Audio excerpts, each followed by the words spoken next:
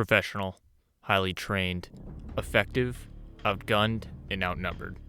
All of these descriptions fit the members of the Rhodesian Light Infantry. If you're in any firearm or military history community for long enough, you'll have heard of a conflict called the Rhodesian Bush War. In the grand scheme of things, the Bush War was a Cold War sideshow, but for the people involved, it was their homes, families, and lives that were at stake.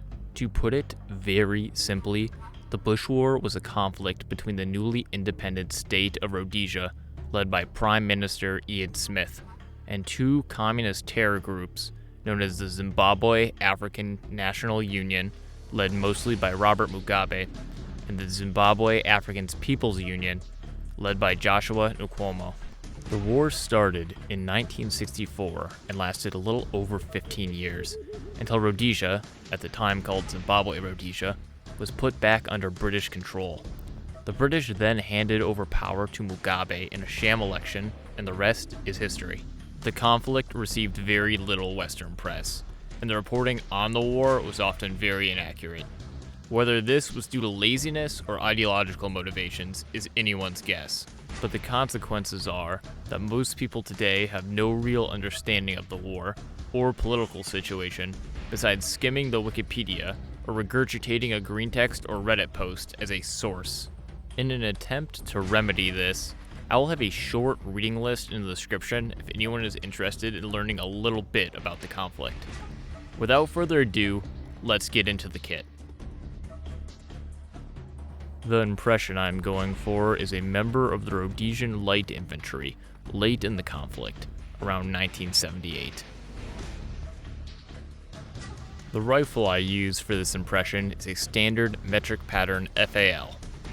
The FAL, in its various configurations, is the rifle most commonly associated with the conflict, but due to sanctions, everything from Auto 5s to Uzis were used by the security forces.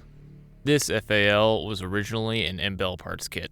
I used a DSA Type 2 receiver to build it into the rifle you see today.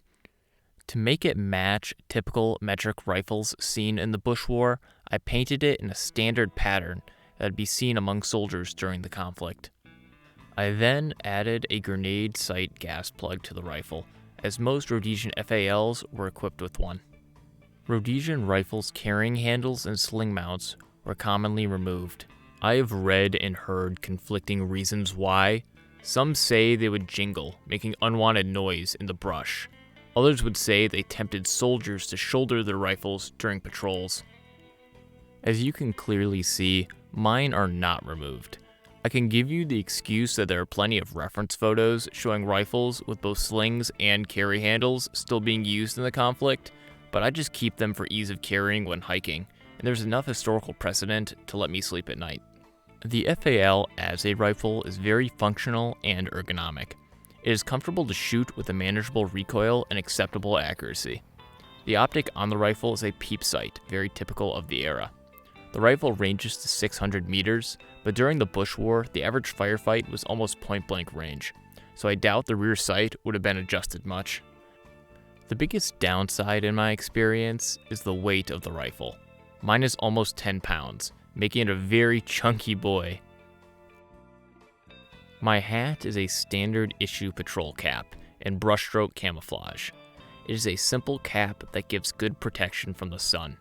The back of the cap can be unfurled to provide additional protection to the neck. This type of cap was also used by the Portuguese during their various colonial wars and is still being used today by multiple African militaries. The uniform I'm wearing is a pair of brushstroke coveralls. These were originally worn by the Rhodesian Armored Corps as a tank suit, but over time circulated to the Special Air Services, Solis Scouts, Rhodesian Light Infantry, and the Ministry of Internal Affairs. The coveralls themselves are of a simple design, with one zipper in the center to put it on, two breast pockets, and an adjustment strap on each side. These coveralls are extremely durable and comfortable to wear. I use them when working on my cars and motorcycle, and they have yet to tear on me. The Armored Corps actually used a black version of these coveralls in limited numbers during the war. One source I read said it was because it was easier to hide the grease stains, but I bet there were other considerations. There supposedly exists a button version of these coveralls that were used by mechanics, but I was unable to find a picture of them.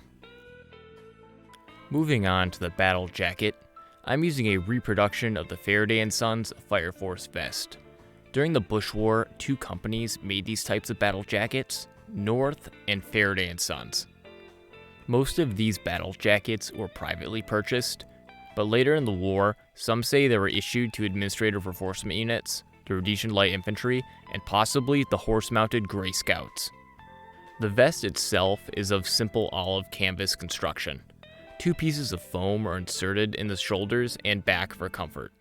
An elastic band is located around the waist to keep the vest snug to the body. 6 magazine pouches and 2 grenade pouches adorn the front of the vest, along with a compass pouch. The grenade pouches can be used for extra magazines or accessories, such as this cleaning kit. On the sides of the vest are 2 canteen holsters that can fit any standard Western canteen. The rear of the pack has 2 smaller pouches and a larger pouch for storage. There is an extra long strap for a sleeping bag if you have one. The Rhodesians wore a variety of footwear during the war. The most popular brand of boots were those made by Bata, one of the few companies that still operated in Rhodesia under sanctions. Many soldiers opted out of the standard issue double buckle boot for one of Bata's many offerings, such as tacky sneakers or safari shoes known as vellies. Since Bata was one of the only boot manufacturers still around, they were given military contracts by the government, so many of the civilian-looking footwear used by security forces might actually be issued kit. You could see this type of alternative footwear in many war photos of the security forces, proving their popularity with the average soldier. My boots, however, are neither tackies nor double-buckle boots. Instead, I wear a pair of South African waxy boots. I can find pictures of waxies being worn by the South African Defense Force, but I have yet to find evidence of a Rhodesian wearing them, as some people claim they did. I bought these as a cope because getting a real pair of double buckle boots was almost impossible when I started this kit. Bata didn't want to ship their safari shoes halfway across the globe, so I was out of luck there as well. A few months ago, Commando Store did a limited run on a double buckle lookalike waxy shoe, but I wasn't spending $200 on another pair of boots. These waxies are a very comfortable and breathable boot. They're not waterproof, but dry quickly, so it's not too big of an issue. If you were planning on buying a pair, make sure to size down one size. I sized down only half a size and the boot is still slightly big. Just something to be aware of. That's about it for the kit. As you probably noticed, most of my stuff is reproductions. I'm not a collector myself, and I can't really justify ruining a $500 original shirt in a woods. This isn't an ad, but What Price Glory has made quality reproductions of most all Rhodesian issued kit. So if you want your own Rhodey stuff but don't want to pay $600 for a set of coveralls, I would suggest giving them a shot. A quick thanks to the new Rhodesian forum. The collectors there are very knowledgeable about everything Bush War related. Thanks again for tuning in. As always, I will put links in the description for where I got all of my stuff. And this time I will add in a couple more links for various videos and books about Rhodesia that I found interesting and would like to share with you guys. Thank you again for watching, and I hope to see all of you guys out in the bush.